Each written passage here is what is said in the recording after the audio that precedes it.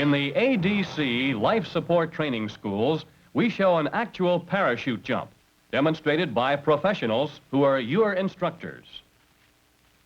These schools were established by ADC at Tyndall Air Force Base, Florida, and Perrin Air Force Base, Texas, in 1964. To provide the air crewmen with the confidence needed to follow correct procedures for their survival, every 3 years, crewmen from squadrons throughout the command must take a week's training at one of the schools. They come in all ages and ranks from general to airman. If this is their first time here, they have two things in common. The majority have never ejected from an aircraft, and most of them question their ability to handle the situation if it should occur. As instructors, our job is to help them overcome these doubts. We do it by teaching them all procedures involved in the ejection survival cycle and by having them practice until their performances become automatic. We do it by building up their confidence in themselves and in their equipment. We start them off with lectures on the physics of the atmosphere, how it affects individuals at altitude, and then follow up with a refresher course in the altitude chamber. Following the altitude chamber, their confidence is built up by indoor and outdoor demonstrations and practical applications of procedures. We minimize the fear of ejection by showing them the proper way to sit, head, spine, and hips in straight line, so that the thrust is evenly distributed along the spine and no damage is done. We go into detail about their personal equipment and the advisability of checking it out before every mission, of knowing the contents of the medical kits and what they can do for an injured airman, how to effectively operate their radios and beacons and other signaling devices such as the Mark 13 day-night flare, the pen gun, the strobe. Both can be seen at considerable distance on a clear night. The mirror, which has more rescues to its credit than any other signaling device. But mostly, we work outdoors, teaching them skills which will save broken bones or lives. We show them how to make parachute landing falls, how to approach the ground with head level, eyes on the horizon, arms folded, feet and legs together, knees bent but under control. The balls of the feet should strike first. The chin is tucked into the chest. The fall is initiated, the meaty parts of the body absorbing the shock. Here's the way it looks in slow motion. Chin is tucked in.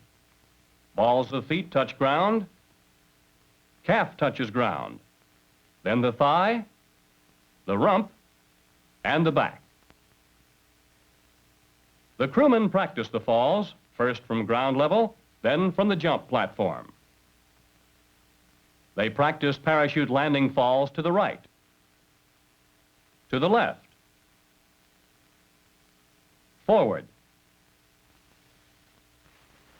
and backward.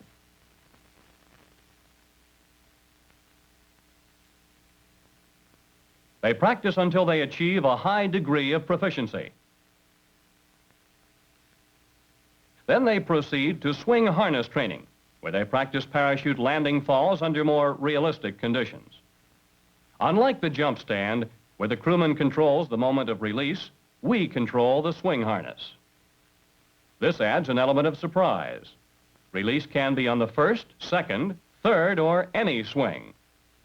Now let's look at this in slow motion.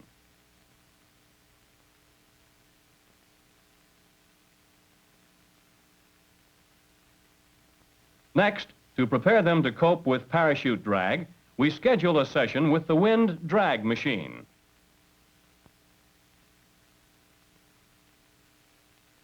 Let's play it back in slow motion. Watch how he rolls his hands down and up to the risers so he'll be able to release the chute. Then brings one leg up and kicks over on his back, which affords him more protection than on his stomach. How he spreads his legs to keep his body from rolling, and pulls down safety covers and releases canopy. Finally, we make them familiar with their personnel lowering device, a nylon escape rope that will get them to the ground if their canopy hangs on a tree. Descent is controlled by a friction brake, operated by the parachutist.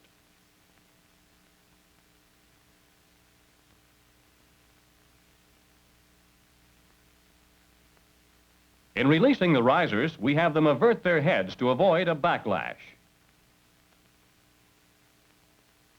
By letting the line play through the hand, they complete the descent safely. By the third day, the class is ready for the procedures they will use immediately after ejection and during descent. Our teaching method is simple. We have them repeat aloud while simulating each procedure. Then they continue to repeat them until they are so ingrained they will perform them automatically, even while in shock. Activate survival kit. Inflate LPU. Make 4-line cut. They practice the procedures again after ejections from the jump tower. Check canopy. Raise visor. Remove oxygen mask. Activate survival kit. Inflate LPU. Make 4-line cut.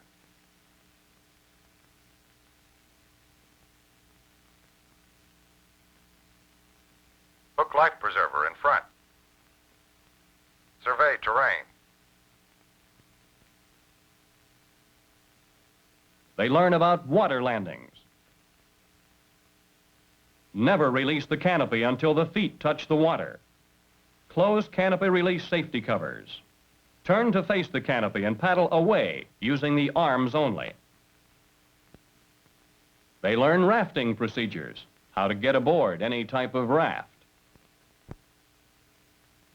They learn to get free of a canopy if it should fall on them during a water landing. They learn to release the canopy in a drag situation on water as well as on land. When the day is over, they are ready for the major event of the course, parasailing.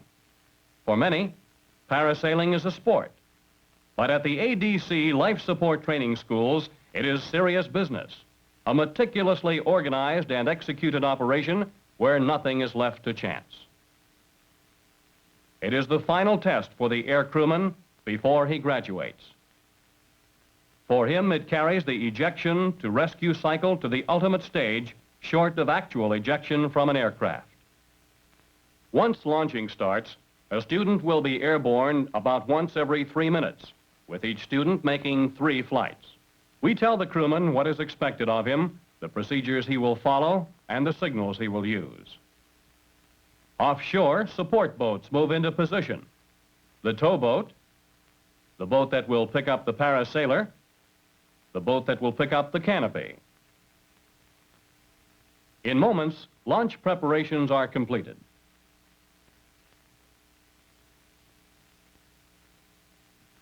Launch team ready? Boat 1 is ready. Boat 2, ready.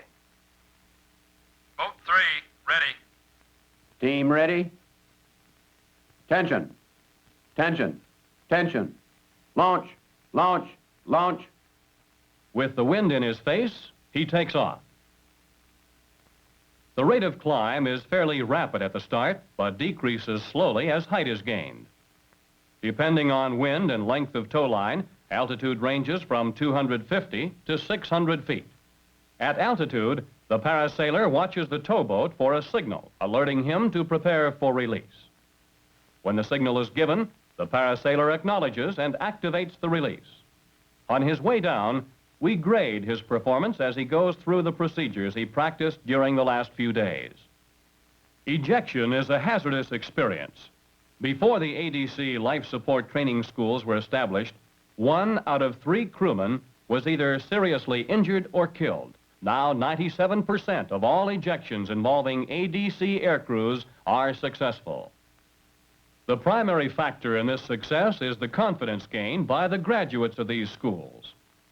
Let's return to the F-106 pilot. He has the confidence in his ability to make the split-second decision that will save his life. He has mastered the required procedures so he could perform them automatically even if he was in shock. Learn your procedures and learn them well. This could be you.